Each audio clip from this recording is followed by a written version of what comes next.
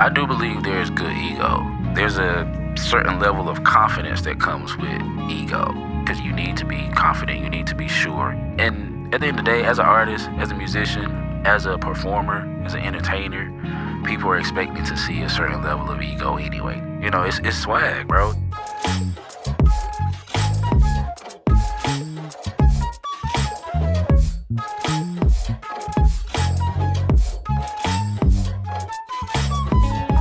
Welcome, everybody, to Nashville Drummers Podcast, episode 21. Today's guest is Howard Artis, who is coming off of his AMA performance just a few days ago with six-time Grammy-nominated artist Yola. Howie is a guy who, and I think I expressed this in the podcast itself, he's a guy who, as soon as we started doing this, he was on my short list. I was like, man, I gotta get Howie on. I love that guy's playing. He's easily one of my favorite players in town, and whenever I get a chance to catch him playing live, I always try to do that. Yeah, and as you heard in our little intro teaser, we talked a lot about the importance of good ego and how that can really actually help us as performers and entertainers, and it was a good conversation also learning about his history playing football, so there's a lot of parallels between his athletic mindsets and him as the performer that we know today. We hope you enjoyed this episode, and we also want to wish you a happy Thanksgiving. Gotta put your whole life back into perspective. Stop letting these niggas throw you off on a tangent. Dude, Howard, I'm so pumped that you're here, man. Glad to be here, man. We finally got it together. Yeah. First of all, you were one of the first people I had in mind when we were like, we need to find people to have on the podcast. Literally, like, top of the list. I was like, I got to get Howie. I appreciate that. Because the first time I saw you, I think it was, must have been Flamingo. Okay. And on the invite jam? Yeah. Okay. I came in and I was like, I'm just going to come and hang out, and I was told it was cool. It was my first time there. Nice. I walked in and you were playing, and I was like, who is this dude? He can actually play. This is great. This is awesome. But I asked a couple people, and whoever I was with didn't know. And then I was like, I did research, dog. I was like, wow, I have to know who this is. And finally somebody was like, that's Howie. And I'm like, all right, I got to meet this dude. This guy can really fucking play. Anyway. I appreciate that, man. Yeah. So here we are. Here we are. Well, welcome to episode 21. Yeah. We're flying through these. Nice. Appreciate you guys having me, man. Yeah, man. So we were chatting just a little bit before. Yeah. So you moved here 2019. So you kind of saw the pre-pandemic Nashville life. I got here right before pandemic, before the storms happened. Yeah. Right. Probably like late September 2019. Yeah. When I finally like moved. I had been like coming back and forth for about 6 months though. Yeah. Where'd you move from? I moved from North Carolina. That where you were born? Yep. Born and raised in Wilson, North Carolina, small town, east side of North Carolina. Yeah. I lived in Raleigh and in the Charlotte area for a little bit while I was there. I've kind of like bounced around, but moved from my hometown. Yeah, it's cool. So why Nashville? Yeah. What brought you here? I was actually on the way to LA. Okay. I had got into a school out there for engineering, Musicians Institute. Yeah. And I literally was doing like a couple gigs with like a couple smooth jazz bands back home. And I was playing with a band with a friend of mine. The name of the group is Nito. And they had a show with Dynamo and nice. With Ryan. So initially I came up, did the show with the band, met all the guys, just networking. A friend of mine who was singing with Dynamo at the time, Imani Wilkins, shout out to Imani, called me. He was like, yo, we're finishing up this tour. Can you do like 2 weeks worth of dates? I actually said no the first time because I heard the music and I was like, I'm not going to have time to sit and play. Right. Because they were doing like a lot of, it's very fusion heavy, a lot of different parts, a lot of different times, just a complex set that I didn't feel like I had time for. So I told her no like twice. And then she called me back again and something was just like, I should probably do this. And just kind of challenged myself. I still had some time before I got to school. So I did it, showed up. The day I flew out, they decided to protest at the airport. So I almost missed the gig. I actually missed the first night, and I met them for the last 2 dates. Wow. And it was amazing. It was like perfect fit. Yeah. The guys were dope. Like they just embraced me like another brother. So it was cool. Long story short, Ryan kept calling me for dates. and I came for like 3 days to do some dates with them, and ended up staying for like 2 weeks, just because like people came out to the show, started calling me, and I kind of figured out that's how Nashville works. Yeah. As far as networking, it's very quick. Yeah. And there's so much going on. There's somebody that needs somebody all the time. Right. So it worked Every out. day. Yeah, literally every day. And it's so funny throughout how the day. like we hear that it's kind of a similar story. Like it was just like one gig, and it's like a domino effect. Yeah, you know. that's literally what it was. And then it helped because Dynamo was like a pretty big band. Yeah. like it's like pretty much Favorite band in Nashville? Hot take. Yeah, just, they're dope. I'm just saying. those are the homies. Yeah, like bare minimum was like 6 guys. Yeah. To sometimes if he has a string section like 11, 12, Yeah. 13 guys. So everybody giving you a call or giving you a recommendation. After a while, it just made sense to be here. Then finally found out the bass player, Zach, was from the same city that my dad's side of the family is from in North Carolina. Okay. Goldsboro, North Carolina. And we started chopping it up. He was like, man, you should move here. And 3 years later, I'm still here. Yeah. Wow. Yes. That's how I got here. That's awesome, man. Yeah, man. Now I know that like moving here right before the tornado and then COVID, like that had to feel like kind of. Bro, I was depressed. Yeah. I was depressed, bro. Because I was on the way to LA. The school thing was getting ready to work out. I still wanted to play drums, but I was getting heavy into like the engineering side and the production side of things. So when I got here and it was like fast paced, I was every weekend, every day. And then the storm hit. It's like slight setback because it like wiped out pretty much the whole west side of Nashville. Yeah. Venues went down. It was kind of rough. And then COVID hit and nobody knew what was going on. Right. And I actually had it like at the very beginning. Yeah. Yeah. Same. They told me I had walking pneumonia before it was like COVID-19. And I thought I was on the way out of here, bro. It was bad. Really? Yeah, it was bad, bro. We were pretty sick. Yeah. Yeah, like, of course there was no vaccines or, they didn't even know how to. Yeah, they didn't, bro. Just They throw were getting medicine know how to like treat it. Yeah. flu medicines, just like treating like a flu or pneumonia. It was just, survival of the fittest, basically. Made it through it, and then COVID got worse. But it was like, I'm pretty sure you guys remember, but like a lot of people were announcing tours, and we had just kind of figured out like what the schedules were going to be for like the next 2 or 3 months. So I was actually pretty excited, and everything got shut down. Yeah. Another domino effect. Yeah. In a bad way. Do you remember when I just have this weird memory when it was like every band put out the same memo. They're like, due to circumstances outside of our control. It was like the same exact wording. Copy paste, yeah. For about a week. Yeah. Yeah, it seemed pretty like intense for about a week, and then after a while, everybody was just home trying to figure it out.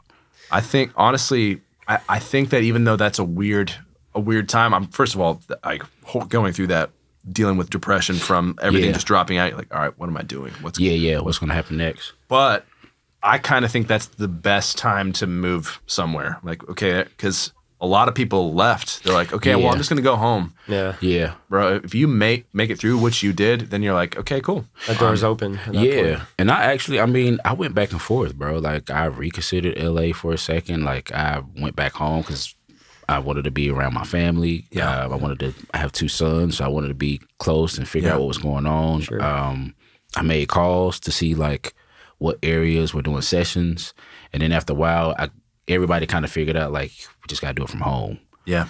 You start seeing a lot of guys get home setups, recording setups. You start seeing a lot more producers pop up because you had to do it from home. Yeah. So once I kind of dialed into that, I kind of made a split between North Carolina and here because I still had ties with musicians and artists back home. So I just took advantage of it to be when we didn't have like curfews, and cause that was pretty crazy too. So were you already doing like kind of the producer session stuff before you moved to Nashville? Yeah. Then how did you, and you were kind of touching upon it, but if you could maybe go deeper into like pivoting to like, in the thick of quarantine and pandemic, like what did that look like for you? So I've been producing, I guess I will say legitimately since 2012. That's when I first enrolled in school to really like get serious about engineering. I've always been able to record and like come up with ideas, but I just wanted to like, there were certain sessions I would get in and I just didn't know the lingo. I didn't know I knew how to get where I needed to go, but I didn't know the terminology and the shortcuts and all of that. So I ended up going to Full Sail University, did a year there. And then after a while, the friends that I kind of made and the people I know, it was just like, it doesn't really make sense for me to go into debt for another year. Right. So I did that for a year, and I started like writing for friends, recording for free. Basically, come over to the house, let's just crank out some ideas. Yeah. I did that for a couple years. So were you pretty proficient across all instrumentations? I mean, being a drummer first, but then did you kind of gravitate towards, like keys and synth and I did. guitar? Or? I started off obviously on drums, and then I gravitated towards keys. My sister's ex-boyfriend was a phenomenal keyboard player. Shout out to Chop, but Melvin Burnell, and he showed me my first chords. He showed me how to play in C. And C major or C minor? C major, well, both. Asking the tough questions. Yeah, both. He was heavy in like the quartet, also like R&B, Southern Soul circuit. So he showed me a lot. And then on the keyboard I don't remember the exact keyboard, but it was a Yamaha with speakers on it. It's like a super old. Yeah. And I learned how to make beats on that keyboard. Then my next church I played at had a motif, and I learned how to do tracks on that. Awesome. Translated over to Fruity Loops, FL Studio. And then my buddy gave me my first Mac setup. Wow. Literally like gave me a G7. It's a good buddy. Yeah, seriously. Yeah, it was super cool. He gave me a price, and I showed up. Yeah. He's like, "What you been working on?" I played with some tracks. He's like, "You pretty serious?" I'm like, "Cool, I am." He's like, walks me to the car and like just gives me the G5 tower, 2 G7 monitors. Man, loads me up with that's a good sounds. friend. Yeah, my buddy Adrian Gardner, another bass player, killing from back home. But yeah, that's kind of how I got started with that. Then I just kept with it. I always tried to like tread the line and like separate drums for production, but it's all music, so it's kind of hard too. So I've been just incorporating it now and figuring out how to be a better producer, but definitely like trying to grow as a drummer still. Yeah. It's interesting because I remember being told when I was, I don't know, like 15 or something, like, yeah, a lot of engineers and producers are actually drummers first. Like, really? Like, yeah. I wonder why that is. And it's because we have to listen to everything. Yeah, I feel like we have to be so detailed, especially like if you want to get like certain, work, especially with sessions, you have to listen to so many different details and sonics. So it makes sense that a lot of engineers normally, I feel like most engineers are drummers or guitar players. Yeah, I feel like it might be like because of that, the ability to sense when a song's energy isn't right. Like the flow of the energy. I'm like, yeah, for sure. That didn't work. Like you guys want it to go here, but it just dies right here. Yeah. Like this moment, see this 214? That's exactly when I got bored as hell listening to this. Yeah, dynamics, man. It's like we can make or break a song. Yeah. Like we could play it the same way, but if we play it with no dynamics, same groove, same chops, no dynamics, it feels like a totally different song. Yes. So when you understand that as an engineer, because you have to mix that stuff, you have to figure out how to make everything that's loud still sound just as upfront as the softest part of the song. Yeah. That's dynamics and sonic. So yeah, it works hand in hand. Dude, love it, man. Yeah. I feel like, I'm curious your thoughts on this, but like the role of the drummer, producer, I feel like has definitely shifted. Right, like sure. I feel like it's just be a good drummer is no longer enough. Right. If you want that really top tier gig. Yeah. You almost need to be in that director, producer role, right? I feel like it's just a help. Like, because drums aren't a melodic instrument, right? Like most of the times if you play keys or if you play guitar, rightfully so, like most artists will trust them a little bit more just because melodically they can speak the same language versus drums is rhythm. Yeah. If you're able to go be like, hey, you're supposed to play the 4 right there. That's you played the that's not right. Yeah, like, just being able to like talk that language just helps. In my opinion, as a producer, I had to start getting a little bit better at those other instruments, or at least learning the language. Yeah. So that way it would like translate. Because like I said, like when you're playing drums, and it's shifted a lot more now. I think more so because like a lot of the drummers that we look up to are producers, or they play, other instruments. It's just, you don't always get to see it displayed because obviously they're playing in the drum seat. But when you start hearing records or looking up credits and you see like Sput is a drummer, producer, but he's one of the most amazing keyboard players I've heard too. You said Sput? Yeah. Yeah. Oh, one of my Sput's favorites. a sick keyboard player. He's killing, but it's I like, didn't know that. Yeah, oh yeah. I'm not Like surprised. it's in his roots, bro. But it was like we didn't get to see that, for a little while, and then we started seeing this name pop up with the snarky stuff, and then you go back and you see his name on like the Kurt Franklin stuff and the Myron Butler stuff, and this, you know what I'm saying? Yeah, he's been doing that for a little while. Yeah. So it's like, but now you have like guys like that, and it's been like that even before Sput. There are other drummer producers, but he kind of opened up that gateway, and now you see it a lot. Right. And I think it's more so like artists feel more comfortable now. In my opinion, this is no bias to other instruments, but drummers are normally a little easier to work with. Yeah, I would agree. Because we've been overlooked. We're biased. This is the National Drummers Podcast. Yeah. We've been overlooked for a long time. Drummers are awesome to work with. Yeah, like normally the least paid, up until a certain point, probably up until like, I'll say COVID is when stuff started kind of evening out a little bit, and you have drummers saying like, hey, I kind of bring this to the table. More shows are requiring us to do more. Yeah. Most gigs don't want us to show up without a pad, which means you have to know how to program. You just can't show up with your pad and stock sounds. Like they want you to be able to run Ableton or stems. But that's just a help to you as a drummer. Like you have more to market yourself. You're more valuable, more hireable, for sure. For sure. You think that also kind of plays into like this world that we live in with social media, and like, because you see all these like 19-year-old TikTok stars that are playing stadiums, but if they're on a label, if they're independent, like the budget is pretty low, so then they're having to hire, instead of a whole band, you have like a drummer as a producer, keyboard player, and then a guitar player. It's like you. Like you need quality over quantity. Yeah. Yeah. Like all those factors playing together. I think I still think it speaks back to like, it just makes you more valuable, like you said, like to be able to do those things. But I will say like with the new generation now, or the TikTok generation, if that's what we're gonna call it, they're taking advantage of the platform. Like if I had it when I was 19, 20 years old, we were trying to still figure it out. YouTube had like just really came out when I graduated high school, and by my sophomore year in college was when like we really started seeing concerts and individual clips, and like people starting to post old VHS, Dennis Chambers voiced, or Tony Williams, Buddy Rich clips. Like it was when it was starting to happen. That's like 2008-ish for me anyway. So I feel like now they're just reinventing the wheel, but they're just like taking it by the head, bro, and they're beasting. Like I'm all for it, because it's helping us too. Like even I don't feel old, but older than that generation. Yeah, bro, it's helping us. It's putting us in front of artists we would have to wait a couple years to meet, have to wait a couple tours to meet. It's true.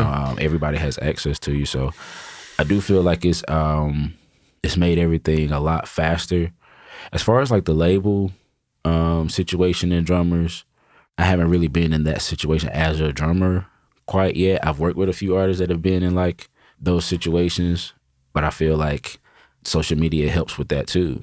Because if you're dealing with an artist that's doing that, you can it can't really hurt. Called. Yeah, I love that positive mindset, because it's so easy, like the older generation, to just look down on the younger generations. Like, oh, you're just ruining your mind, and it's not authentic success. But they're using the platform. Like, they got a different a different story. That's all it is, bro. They can't help what happened. Right. They can't, right. I mean, they grew up with phones. The same way we did. Like I've been that young drummer before. Like I was the guy that was like wasn't getting a lot of calls at one point. I was the guy that was, kind of just not being welcomed by the older generation. I don't even want to call it the older generation, but just guys that I looked up to. Yeah. And then after a while, you become the big brother that you needed. You know what I'm saying? Totally. Like I've recognized that right away. Like I see those guys. When I see a guy that's saying like, yeah, I'm thinking about moving, or yeah, I'm thinking about doing this, I'm like, yeah, do it. What do you need? Like follow that. You know what I'm saying? Because I didn't really get that. You know what I'm saying? And then it only, not being funny, I feel like that's what's supposed to happen, because it helps us too. Like it does. If I'm networking with you and I'm sharing information with you, and I'm sharing, as long as I can trust that you're gonna handle that the right way, he's gonna call me back. That's how you establish it working. You know what I'm saying? Like, hey, you know what I'm saying? I don't even have to say if you need me. It's just it's going to happen just because I help him, put him in a position. Yep. So I feel like it's a help for both sides, bro. Yeah. That's the thing. Like, and that's such an important note for people that helping people helps you. Helping people will make you better and put you in a better position, like almost without exception. That's how I moved. Like playing with one band, then opening for Dynamo. Then Ryan didn't call me, Monty called me. The singer called me. Right. But Ryan saw me. He was familiar. Got here, did the gigs with him. 6 other people call because they show up to a 5 spot, or 6 more people show up at Flamingo, and it's 12 gigs. Yeah. And here we are. Yeah. That's and now you've arrived. And now you've made it, dude. You're on the Nashville Drum Podcast. It's like, wait, how did I get 5 steps backwards?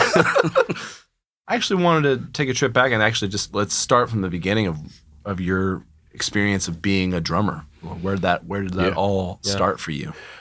It started for me in church. I started playing according to my mom when I was 3, but I definitely have been playing since I was.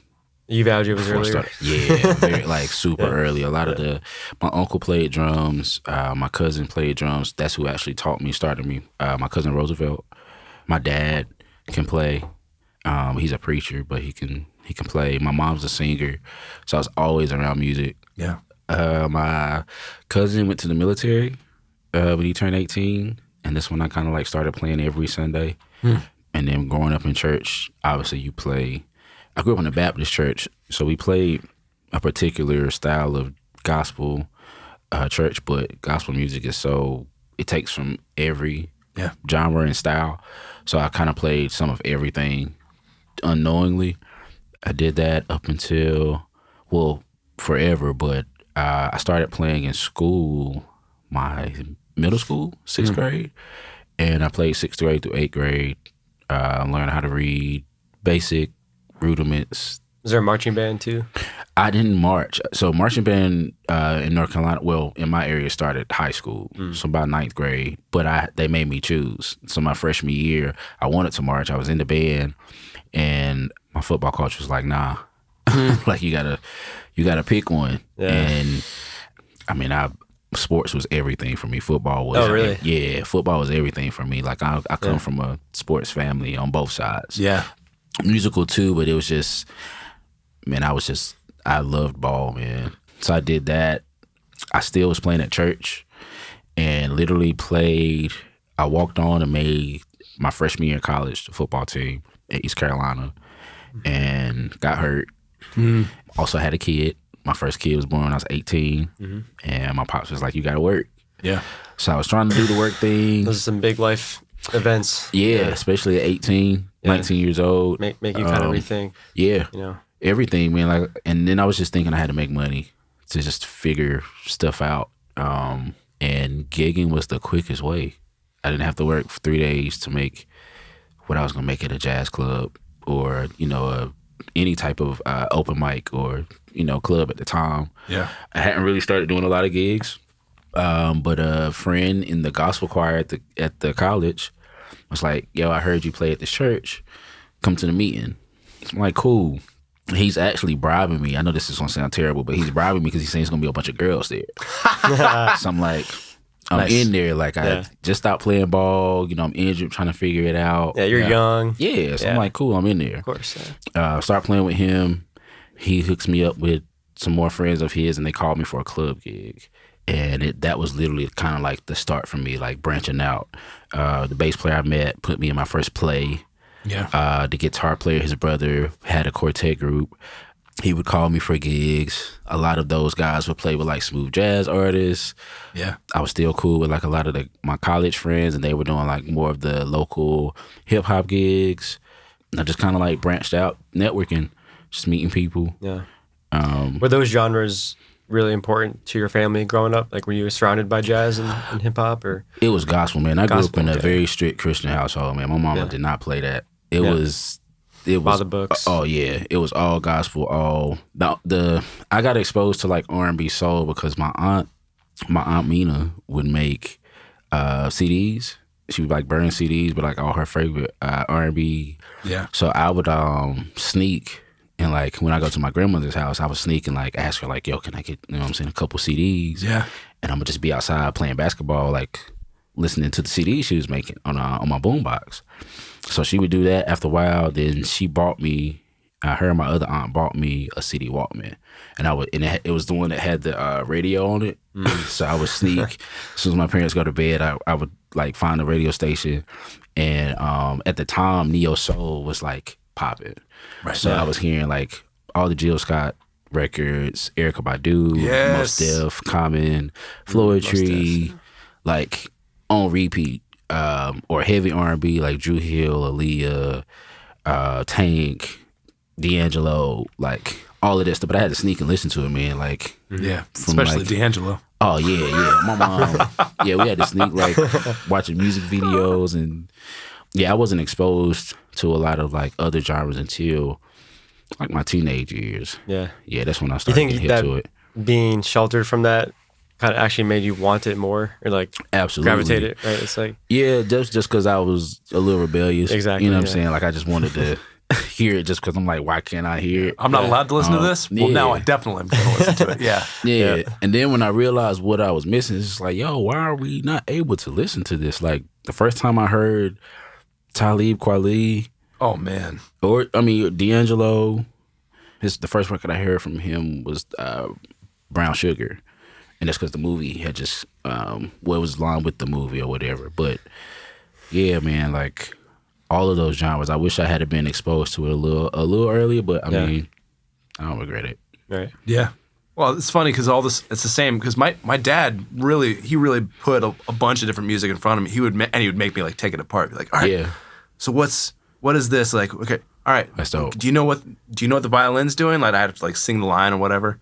But there was stuff he didn't like. Even though he tried to put a bunch of stuff, he would be like, he would still put his opinion on things. Like, I don't think that's any good. And then some of that stuff I was like, it did suck. But then there was a bunch that was like, no, that's good. No, I really like that now. Yeah. And the fact that you kind of he didn't stop me from listening to it, but just him being like, no, it sucks. Yeah. I was like, yeah, okay, I'll avoid it then. I'm like, you were wrong. Yeah. I feel like it was with our parents' generation too, man, like the way we got presented music, especially if you like grow up in a religious household. It's like the reasons my mom didn't listen to that music, because she's a singer, right? And she's a killing singer. So it's like, why wouldn't you let her listen to Aretha's R&B soul records? She can only listen to the time they brought her in the church to do because that's how those records happen. Or why can't she listen to a Gladys Knight or whatever? And she heard those songs before, because it's like, if y'all are going on dates and y'all not listening to, especially not back then, the music wasn't like blending the way it is now. Right. So it's like, why wouldn't you? But they were told, like, you know, you would go to hell, like you weren't living a Christian lifestyle. So it was so many different reasons, like back then, why in my opinion, why our parents couldn't digest or wouldn't accept, versus us being like a lot more open-minded. Even if we don't like it, we still give it a chance first to be like, okay, this just ain't my cup of tea, but you know, it's still music. Yeah. Dude, I love that. It is interesting how our parents' bias can affect that kind of for the rest of our lives, because now you're like, well, you kind of leaned into that stuff. Yeah.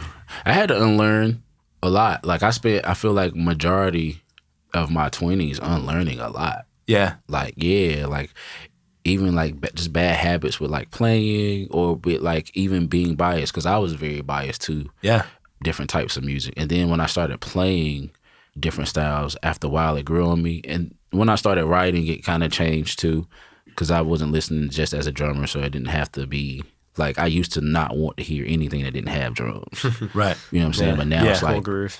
A lot of times, like I'll play a whole record with no drums just to give my ears a break. You know what I'm saying? So it's like my ears have changed over the years too, and I think that has a lot to do with why we have biases, especially like early on.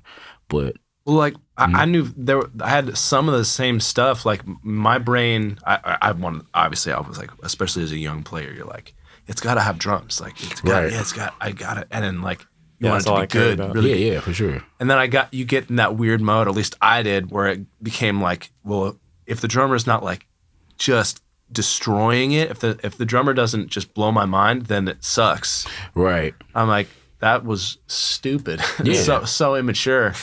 Like I know there was like probably a 2 or maybe 3 or 4 year period where I was like, yeah, you know, that's that's really lame because so-and-so, whatever, it's a pop punk record and the guy's not really any good. I'm like, that's right. wrong.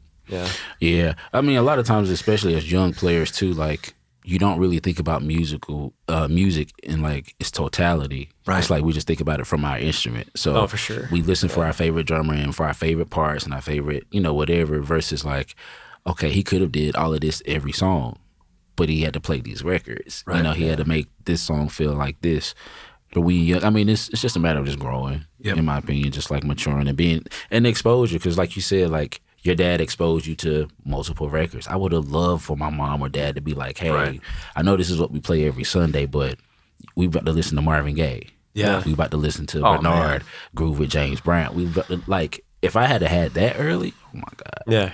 But like the exposure is just like, you know what I'm saying? We all got different stories. So Yeah, that's true. Yeah. We're the sum of all of our experiences, right? For sure. Musically and non-musically, of course. Yeah. Yeah, I kind of had a similar background as well, just going to college and then like, I was more of like a rock jazz drummer, but then I was doing like percussion ensemble and then I was in a Zappa tribute band. Sweet. I was exposed to all these weird, like on the fringe, ensembles and things I didn't even know that were possible. Yeah. And so talk about more of your time in college. Like you were doing the club scene. Were you exposed to any other, genres or things that you maybe tried, didn't like, or you pretty much like found your niche during those years? Yeah, in college that's when I did everything that wasn't, I was still doing gospel. I was still doing like, church or gospel groups and recordings. But that's when I first started doing I did my first Christian rock band. I played that's when I got exposed to like the CCM side of church. I had never been to any CCM or contemporary Christian environment. I was recording with a band there in the area in Greenville, North Carolina. I used to go to this open mic in Raleigh, North Carolina called Zydeco. Zydeco is like a legendary, like a monumental musical part of like, if you came from that area, you probably were sneaking in that club at like 16. Really? Because that's where all the players were, like in the city. Like a lot of the drummers that had went to school and went off or got big gigs came back. Yeah. That would be the spot everybody comes. Yeah, so you would like see some of everybody kind of slide through. And I would go hang there. And when I started hanging there, that's when I kind of realized like, okay, this is what I'm like. I'm going to do this. Yeah. I'm going to play drums. I'm going to, play music. And then you mentioned after the injury too, football was at that point kind of, you had to make that choice, right? I was still kind of toying with it, especially as I was, 21 probably at that time. And I did actually go back to school. I went to Wesleyan College and I was playing ball still. Yeah. What position were you? Out linebacker. Okay. Yeah, I played linebacker in college. Cool. When I got to Wesleyan, I just had too much ego. I was 21 years old. I got hurt, came back, still was pretty much better than most of the defensive players they were recruiting as top players. Yeah. And then I was getting good at music, making a little bit of money. I was an ego. Yeah, bro, I'm not the same guy. Yeah, I wouldn't have guessed that. I'm meeting you, for the first time here. But yeah, especially as an athlete, funny. You have to play with like a different attitude, a different energy to like thrive on the field. It's all about the team, right? Yeah, so it's like I was mean, man. Yeah, when you say that, are you referring to like that like killer attitude, or are you thinking like just raising your ego when you're playing because you have to? Both. Like at that time anyway, like 21, 22-year-old Howard was both. Because I knew how to play with it and I knew how to cut it on and cut it off. But playing in that environment, coming from a D1 college, I knew I was better. Yeah. And then it's different with like coaches, and so it was like I became uncoachable because I just didn't want to listen because it was like you were a problem. I was on purpose. Yeah. And then finally I was just like, like you said, I just went ahead and made a choice. Like, I'm gonna just do music because at least with this I'm gonna get paid right away. But no serious risk of injury. You know? I mean, more long term for drummers, right? But yeah, for sure. You're not breaking your neck or anything serious. Yeah, especially on defense risk. As a linebacker. You're right in the thick of all of that action. Yeah, it's high risk, but I mean, it's fun, man. I love the game, so it's worth it. But in my next life, I'm a star quarterback. I dig it. But yeah. I could throw a mean spiral. Yeah. But I never played on a team or in school or anything. Dude, I was no good at team sports. And I was too skinny. I mean, all I was ever good at was martial arts and drums. Yeah. That's pretty cool. But that's the same. Actually, for me, it was at 21 and 22. That's kind of, I was doing a ton of MMA. I was like, that's what I was doing. Yeah. Like obsessive. And then one day I'm like, yeah, but what am I doing with the drums? Like they're just sitting there. I'm like, I'm playing them like a couple hours a week. This is stupid. I'm like, I don't want to be a professional fighter. I love this. This is great, but I don't want to do that. Yeah. I don't want to get punched in the face for a living. I forget this. I'm like, and then same thing. I was just like, I'm flipping that switch. Yeah. Let's just go. Forget it. What's that you said? You want to learn how to play drums, but you don't know where to begin? Let me humbly suggest to you that you head on down to Music Lab Nashville and you talk to their crew of fantastic teachers, and you jump on in and start your music journey right there. Don't want to learn drums? Want to learn guitar, ukulele, mandolin, trumpet, vocals, keys, sitar? Maybe not sitar, but all the other stuff for sure. Visit nashville.musiclab.co to learn more and sign up for a free trial lesson.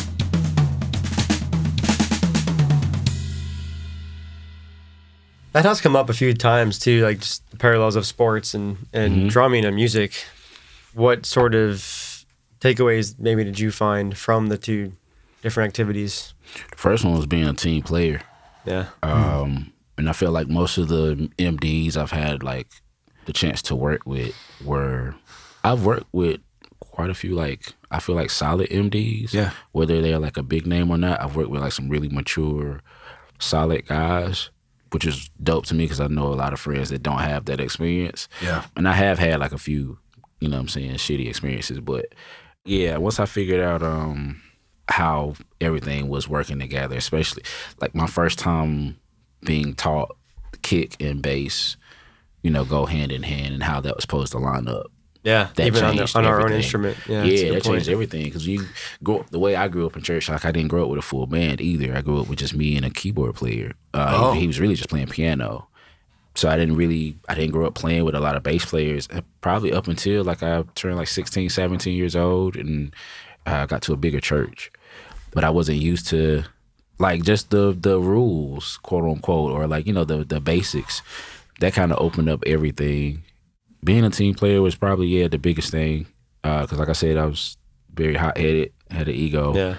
2, the training, the practicing. Like, and I just love drums anyway. Yeah. So it wasn't a problem for me to like practice. But once I started playing shows and having to actually like have time management, and I sucked, you know what I'm saying? Sucked at time management. Yeah.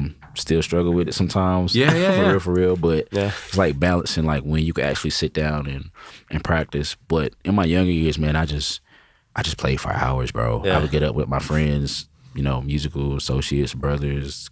I have cousins that play, and we would shed all the time, like all the time, every weekend, every chance we got during the week.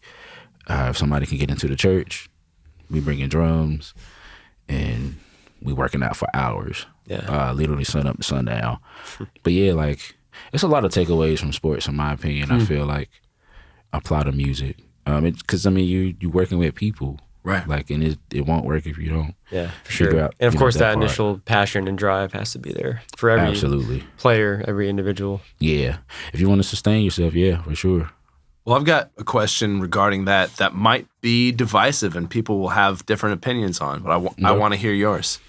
What do you think, and I'll explain what I'm really meaning. What do you think the role is of ego for an artist? Because it seems to me that there are some people who think you should, like, well, you need to just get your ego entirely out of the way and do the thing.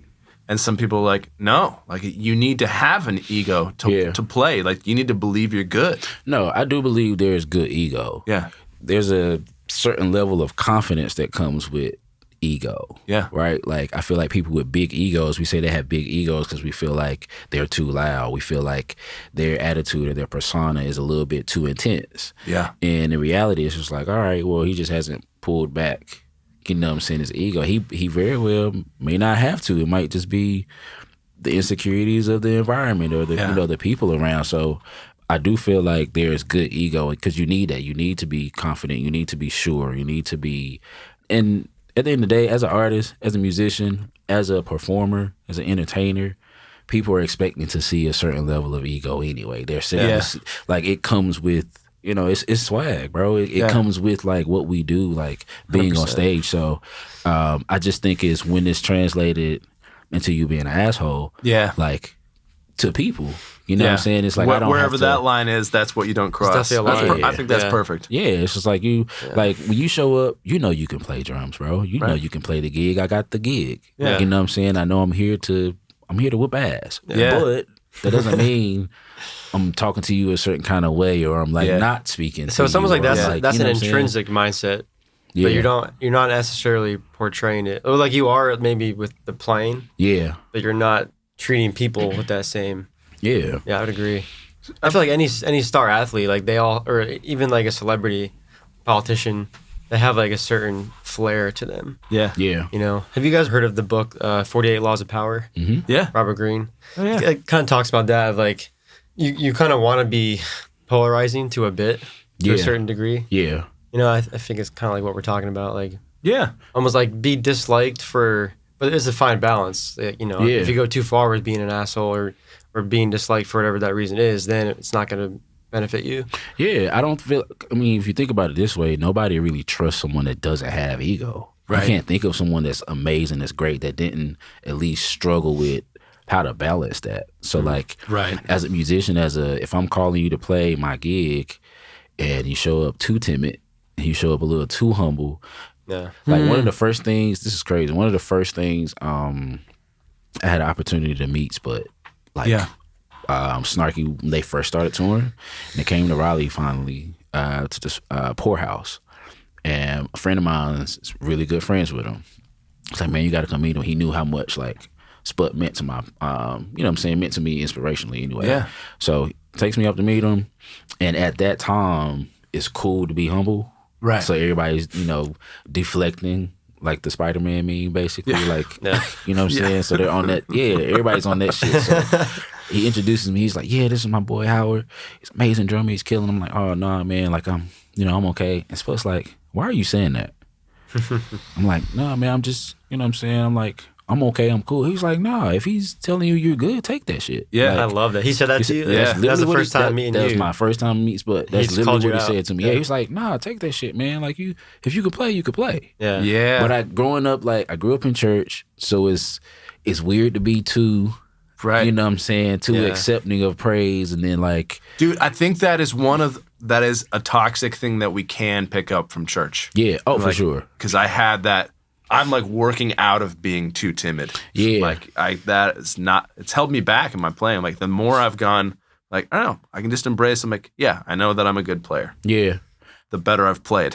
Yeah. No, agreed. I feel like I've been on both extremes of the spectrum. Like I've been that guy, because I was that guy. And then I've also been like the best guy in the room. Yeah. Like, and it's a midnight musical and it's 7 groups get ready to sing.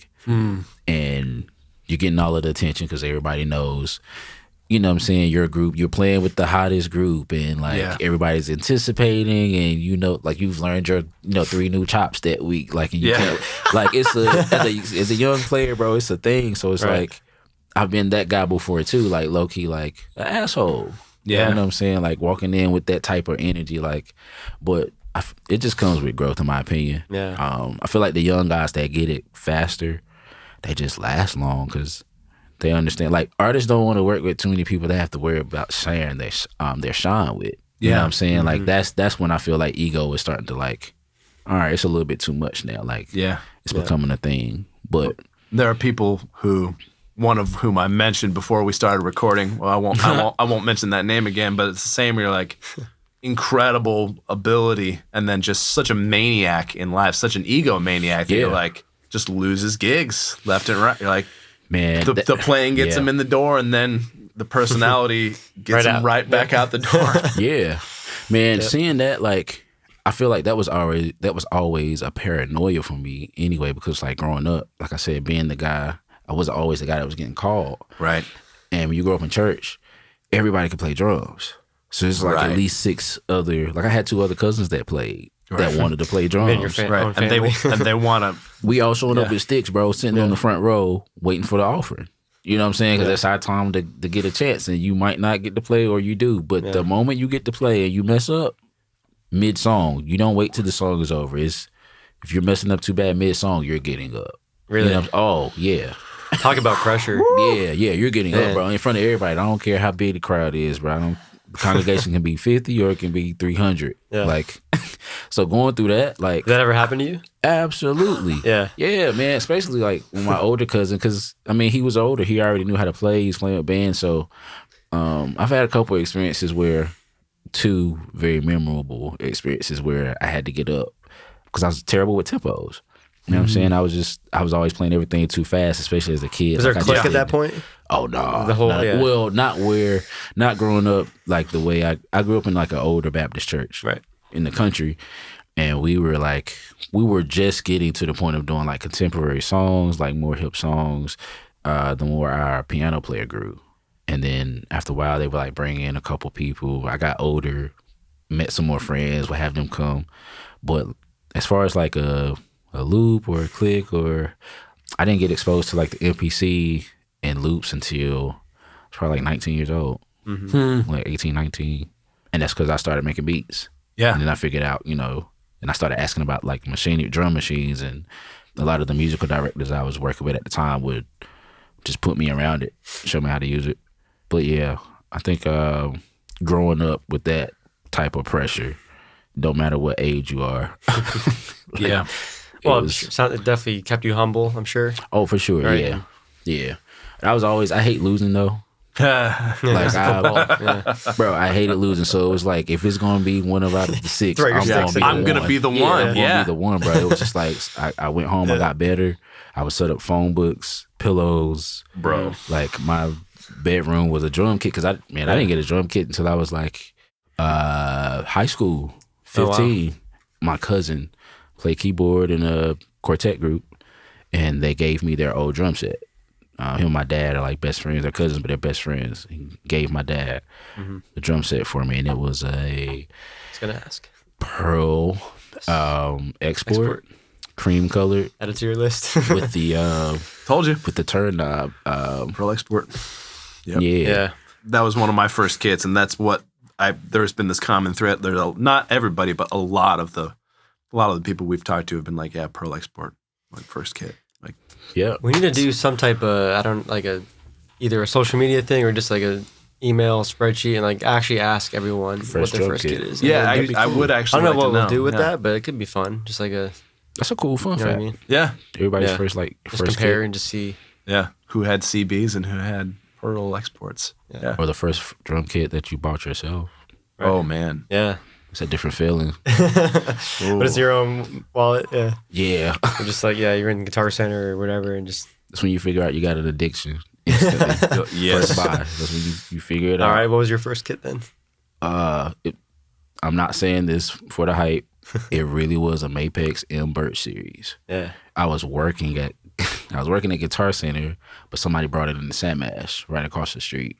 And I saw it. It's like forest green. They had the wood hoops on the kick drum. They had the floating floor toms, 14, 14, 16, 16. They were huge to be floating. But yeah, crazy. Sounded amazing. Bought that kit used for $350. 10, 12, 14, 16. Are you kidding me? Wow. It's like a snare drum right now. Yeah, it was basically 300, but they had brand new heads on them. I asked them could they put the bottom on it. It was like $50. Walked out with $350. Hardware too.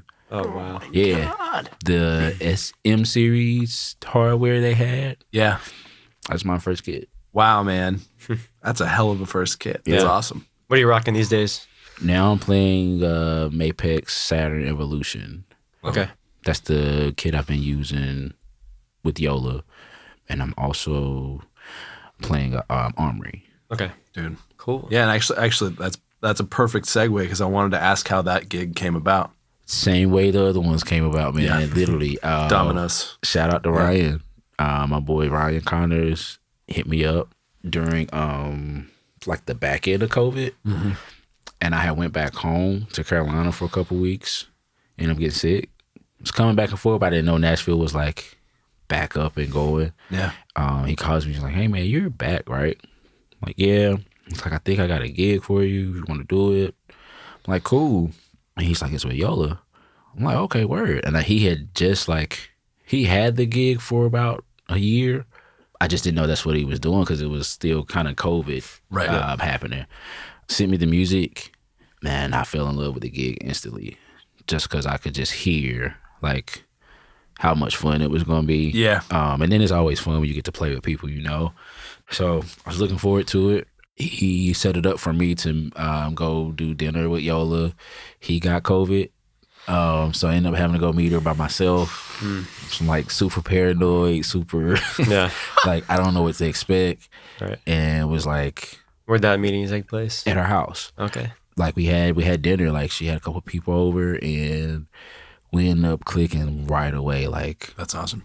Like siblings. She's That's literally amazing. like we have very similar upbringings, very similar family trees.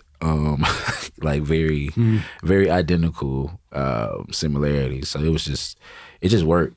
Yeah. Like as a person. Yeah. Like, we kind of clicked. That's so lucky when that does happen. Yeah, you know, 'cause man. I'm sure we've all had, good gigs, but maybe not, gel in that way. No, for sure. With the camp. And I think that's the that's artist, probably the difference maker between a gig that you really do want to keep. Like, and probably those are the ones that they want to keep you too. Like it's synergistic. Yeah. It was like instant, bro, and it wasn't forced. It wasn't like ingenuine. It was very authentic from day one.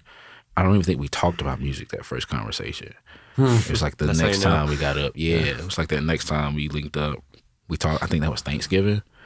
Came back home for Christmas. I'm sorry. Came back for Christmas and we finally talked about music and finally talked about like a few details, like, what the gig was like or whatever. Yeah. And the next time I saw her was in rehearsals. Wow. Well, not next time I saw her, but the next time we actually, got together and worked was in rehearsals. And what's your role in that gig? Are you director, drummer? No, I'm just playing drums. Just drummer, okay. Ryan is the musical director. Gotcha. For Yola. I'm just serving drum chair. Yeah. Yeah. It's a good chair. Yeah, it's pretty fun, man. It's been a good ride. Dude, awesome. When did that start? So technically, tour was this year. Our first show was at the Ryman in late February, I believe. So yeah, started this year. You have anything coming up in the area? Not in the area. The last thing that was a selfish question because I was like, I just want to go catch it. But I should have just asked if you got dates coming up. But I was like, I want to go. Nah, you good. We did. We just played. I don't want to get it wrong and someone get mad. Is it something on the green? Live on the green. Live on the Green. Oh yeah. We just did Live on the Green. Yeah, I was there. Oh, nice. I mean, I didn't catch man. every act, but Yeah, we did Live on the Green, and Ryman was the only Nashville shows we've done this year. We got a few dates coming up for San Jose. When's this episode coming out? Because I don't want to say something too early. yeah, sometime next month probably. Yeah. Okay.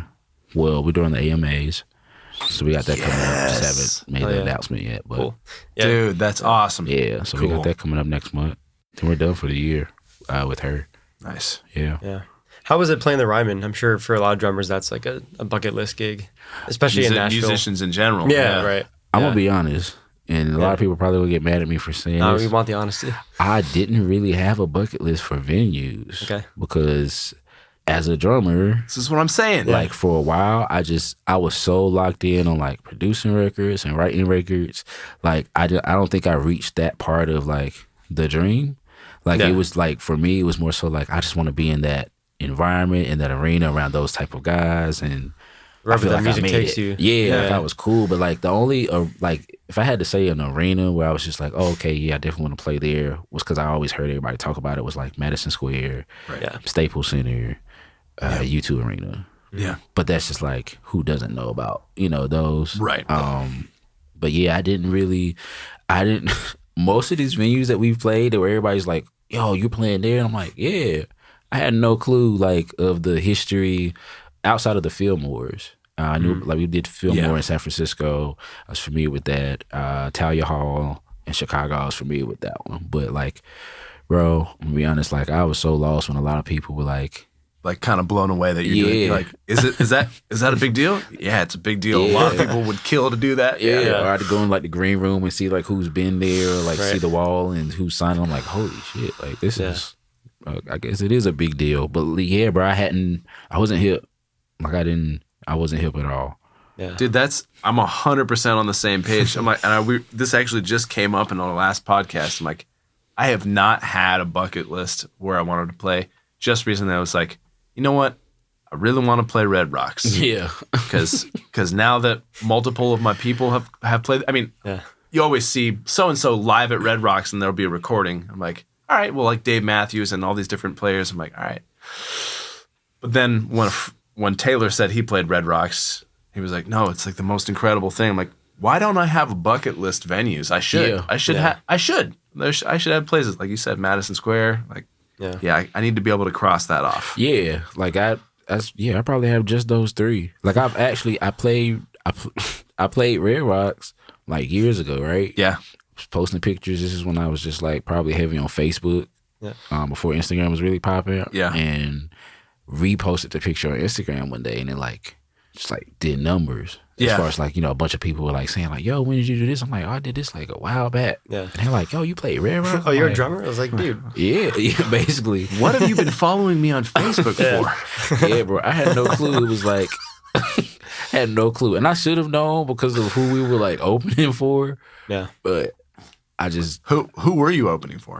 The artist we were playing with, she was opening for Pally Bell. Oh, okay. Yeah. Yeah. But it was like she was Patty's saxophone player, and she does like a lot of smooth jazz. I don't want to keep calling it, but that's what the circuit is. She was doing like a lot of smooth jazz gigs. Yeah, we got the call, so I was just showing up, bro. Yeah, I was just showing up at that point. Well, there's something to be said, right? I feel like that's probably, if you had to pick a side to be healthy, like of being too hyped about where you're playing and like those things that don't really matter versus like the music. It should always be about the music and what the gig actually is. And then like you reflect back and you're like, oh wow, I actually played there. That was pretty cool. Yeah, well, I mean, you could play. Not that this usually happens, but you could play giant arena gigs but not be paying your bills. Really, right? If you're paying your bills, cool, great. Like that's number one. Like handle your life. Yeah. And then after that, it's like, okay, yeah, it's really badass that I got to play these awesome venues and I got to cross that off. Yeah. Those are legendary. Awesome. But like, I don't know, responsibility is probably the most important thing. Yeah, take care of business. Yeah, I feel like it's like they still like they go hand in hand because it's like a lot of the venues or at least some of them hold like a, you know, rich history of like when they were built, why they were built in those areas, like, you know what I'm saying? Not even just with who came through, but it's like, okay, why did they get this artist? And, you know, what was going on at the time. So it's like, I do get it. You know what I'm saying? Like, they hold history, but I just wasn't exposed to it. Right. I wasn't exposed to why that mattered. You know what I'm saying? And what part that played. I just wasn't hip, bro. To bring it back to like your life experiences, like, why would you be overhyped about something that, like you said, it was generally, you know, you weren't being rude or anything. You generally didn't know. Yeah. You know? Like, by the time I probably started getting excited about venues, it was because DVDs were coming out and you could see the live, everybody was doing like the live shows. Like, I saw I had the Justin Timberlake DVD, I had the Stevie Wonder DVD, Beyonce, both of those, the Destiny's Child, like, and you would see those venues, but it was mostly live in New York at Madison Square. Right. You know what I'm saying? Live at U2 Arena, live at, you know, Staples Center. It was those venues. I didn't really know about, like, really the touring. If you really want to be honest, it's really the touring venues that a lot of times we have, like, on our bucket list. Right. Because the stadiums are kind of, we all know what they are. Yeah. But yeah, I wasn't exposed, bro. I didn't know. Do you get more nervous playing in front of, like, 5-10 people? That's, let's say, family and church versus, like, arena gigs, or... The venue and the gig at this point, like, I probably get more excited the bigger it is because I'm just excited to hear, like, what drums sound like in there, what the music is going to translate. So I'm actually pretty excited. I only get nervous depending on, like, who's there. Like, if my kids are there, my family, it's like, I'm still 8-year-old looking out there to see if like they, smiling at me doing something. Did I make you proud? Yeah. Like I don't really.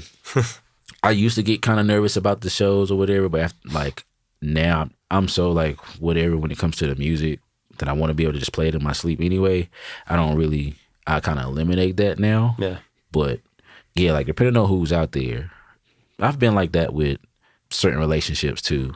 You know what I'm saying? Like people who support you, like you want to make them proud. You want them to be, proud of you. So yeah, I like that. Yeah. I still have definitely I have that with family, and whenever I get to play on the West Coast, I'm like, man, I know because my world is so separate because that's where all my family is over there. Yeah. My life and relationship to most of my family is so separate from the fact that I play music for a living. They're aware that I do that. Like, yeah, that's what he's doing. He's living in Nashville. But if I were to play music in front of them, I feel like I'd be so, aside from like my dad and my mom, but I'd be so fucking nervous to play in front of the rest of my family. I'm like, yeah. I want to impress you. I'm like, I'm doing good. Everything's good out here. But how do I show what you you? always say, like at that point, your conscious brain is not focusing on what it should be. Right. So then you're probably going to mess up or just not play as well as you can. I was just picturing myself in that situation. I'm like, wow, that would mess me up.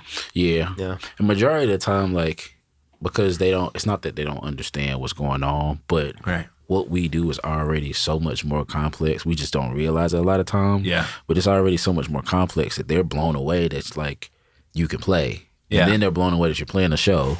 You know what I'm saying? Like it's not talent show anymore. They're not just showing up to hear you at a track. It's like people are paying money to see your son, daughter. And the environment, and like they get to experience like, you know what I'm saying, so it's like a whole thing. And if you played the show, probably the most basic, they're still gonna be blown away. Yeah. So once I kind of figured that out, it's like, oh shit, let me just play. Yeah. Like, let me just be myself. That's a good mindset to kind of eliminate that expectation. Yeah. Because I was getting like that, like when my parents finally started coming to my parents came to the first secular concert or gig in like 2000, right before I moved. Like literally right before I moved. Probably when I would start letting people know like I was getting ready to leave type vibe. And what did that mean to you to have them there for that? Oh, it was dope. It was everything, bro. Because like my dad was already my dad's always been supportive. He drives trucks and like he works, so he was just never able to like make gigs. But my dad definitely would. But for my mom to put herself in that environment, because it wasn't even about the music at that point. Like she's listening to other stuff now. Like she's very open to, you know what I'm saying? Or I won't say very open. I ain't gonna put her out like that, but she's like a little open. She's open. She's more open than she was. You know what I'm saying? To R&B, and so like she's listening. She's hip, you know what I'm saying, to what's going on in like pop culture or whatever. So, but for her to put herself in an environment was like super dope. It was pretty cool. Yeah, it was pretty dope. Awesome, dude. Yeah, I love that. Well, what's next for you? AMAs and finishing my record, working on an EP.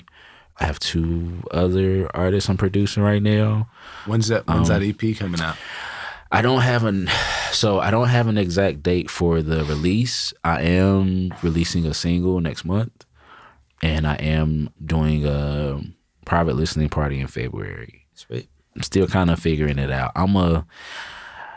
I'm getting better with the whole artist having a date, deadline, and being that person. It makes a big difference. Yeah, it's way different, bro. It's a different animal for sure. Yep. So I'm trying to figure that out, but I am working on that. I am working on a few other things. I want to kind of pull together for like virtual lessons because a lot of people have been asking about that. So I'm not really a heavy video guy like most people probably think. That's why it takes me so long to post stuff. So I'm figuring it out to where it works for me and for everybody else. And that's how it should be, for you first and foremost. Because as soon as it starts to become a chore and it's detracting from your life, and that's the problem. Right? Yeah, I got to be like in that mood, in that vein to get certain things done a lot of times. Sure. So but I am like, I want to like provide some more content because people have been asking. So I've been working on that. And just getting ready for the next year, man. I'm already kind of in the first quarter of next year, honestly, mentally. Cool. Yeah, trying to get that. Prepared. Yeah, that's awesome. I was gonna also ask, kind of a good segue too, just in terms, like, I'm fascinated that you're doing all these different things, right? Like, you're not just drumming, but you're producing and directing, going on tour. Yeah. You mentioned lessons, working with a bunch of other artists, and then your own music, right? Yeah. Do you have different tactics for balancing all of that and staying, mentally fit and healthy, and maybe other activities away from the drums?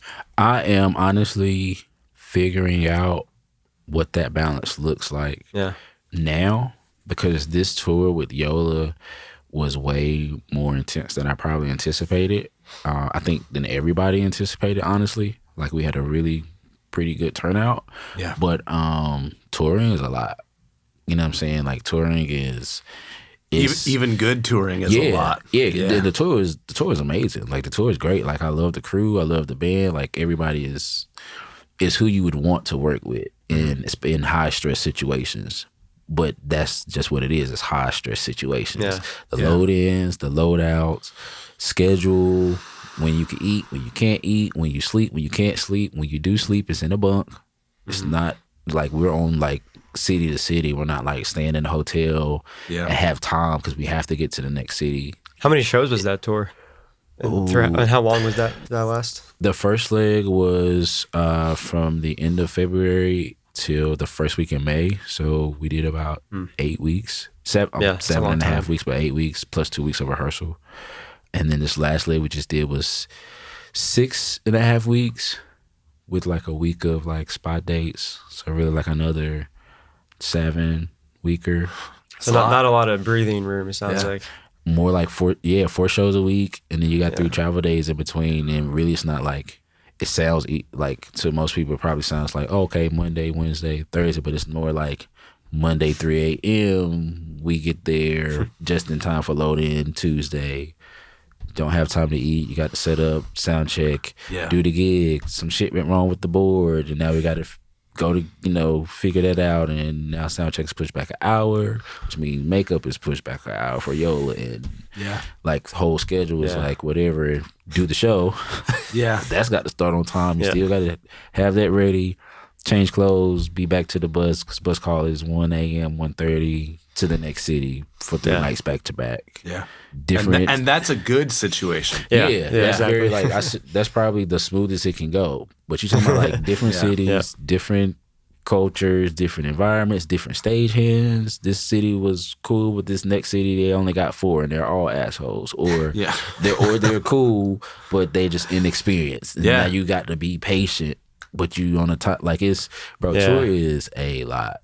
It's a lot. So like, I'm like, I've told this to multiple people, like, yeah, man, I just really want to go and tour. I'm like, but do you though? Yeah. Especially because if you're awake, you're working. Yeah. If you're awake, I'm like, and you'll be awake all but 5 hours a day. Like, you'll get a little bit of sleep on most of these tours because a bunch of them, unless you're on the really good ones, you're driving 2. Oh, yeah, those tours for sure. Like, it can get pretty brutal, bro. Yeah. I feel like I've been trying to find that balance with the core group of friends I got. Like I had to quickly assess who I talk to every day because I'm an introvert, bro. I don't like, most people probably feel like I'm a socialite when I'm out. That's just because I feel like we have to a degree. Like, I'm kind of the same way. But yeah, bro, like I'm a homebody. I'm in the crib. I'd rather record from home than go to a session. I'd rather do like minimal activity with a lot of people because when I have to be around people, I'm around a lot of people, and it's like and it's exhausting. Very draining, bro. Yeah. So mentally, I very much so like had to assess that relationships, like, because I give so much when it comes to relationships and like people, I have to like monitor that on the road. And the first leg I did terrible. Like terrible, bro. I was ready to go home. And the tour was great. It was just because of like balancing home and like the road stuff, you have to dedicate to where you are with certain gigs. So yeah, bro, I like got my core group together and made sure that everybody understood like the nature of what I do. Like not just what you see on my Instagram story, like right before I get ready to go on stage, and then the food that I ate that day, like that's the cool shit. But it's like, if you're gonna be in my circle as like a close friend, you have to be there for me. Like, when it's the bad times and everything. It's get to pick and choose, right? Yeah, man. Like having somebody to talk to is really the key. Like even if it's not therapy, like just having that person you can like vent to, and it be a safe space. I tried to establish that like midway through the first leg of the tour, and by this last leg, I was cool. Yeah, like I got like my group, and then outside of that, bro, it was more so like just health stuff. Like it had nothing to do with the music.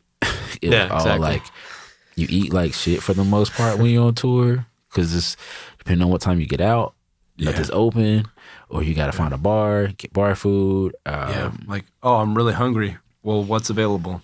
Well, Taco Bell's available. Yep. Great. Sounds like me in East Nashville any night of the week. Yeah, bro. You need more late night spots. Besides cookout. Yeah, true. That part. God bless cookout. But yeah, it's like it's a thing, man. Trying to figure that out. Yeah, well, it sounds like you're in a good spot, and like you have that awareness, Yeah. Like, I mean, we're all going through our own journeys, and for sure, we don't have it yet figured out, I'm sure. Yeah, it's getting there though. That's what life is. Just trying to find that balance. That's perfect. What's your favorite place in Nashville to eat? Ooh, that's a really good question. Yeah. You know what? You can do like a top. You can do like a top tier. Okay, like, cool. I like this and this and this. I got top 3. Okay. Eastern Peak. Oh yeah. Haven't been there yet. What's your favorite at Eastern Peak? Oh man, I love the lettuce wraps are fire. The raccoons are fire. Yes, they are. I normally get like the drunken noodles. Fire. Dude, you ever do the cashew nuts chicken? Fire. Bro, every time.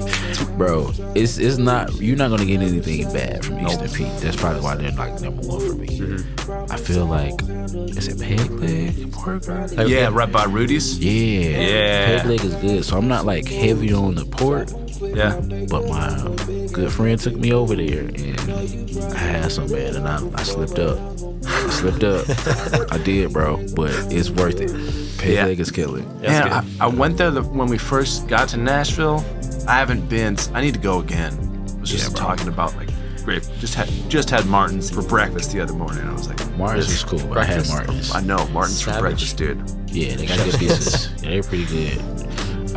Jack Brown burgers. Yeah, Jack Brown's. Yeah. I need to write these down. Oh, bro. Yeah, bro, I'm gonna send you. So everybody's gonna laugh at me when I say this. So there's like 2 or 3 drummers here that have Yelp pages. Oh yeah, with fire restaurants on the list, bro. Yeah, seriously. I sent them to you. Yeah, it's like 50 plus restaurants on this list. All right, they're serious about it. Maybe send it, dude. I got you. You know Marcus Finney? Marcus is one of the first drummers I met when I got here. Yeah, I was thinking back to him as the foodie, if he would be on that list. Marcus probably has his own. I be seeing the cooking posts. Like dude, we talked a lot about that with him. It was so mind blowing the way he thinks about it. One of my favorite episodes. He'd have great reviews. Yeah, I saw he was dope in the kitchen. That's fire. Cool, man. Well, Howard, it's so good to meet you, and likewise, it's a pleasure getting to chat with you. Appreciate you guys having me, man. Give the people your socials and where people get a hold of you. You can find me on Instagram at Howie How. That's with 3 W's. YouTube, you can type in Howard Artis, Howie Artis, known as Howie too. Yeah, that's it. Music coming soon. Excited to share some more with you guys. Can't wait. Thank you. For sure, bro.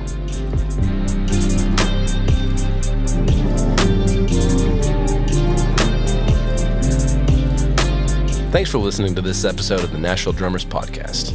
If you liked it, please consider leaving us a review on the Apple Podcast app. Also, check out our new website, NashvilleDrummersPodcast.com. And if you're not already following us on Instagram, you can follow us at Nashville Drummers Podcast.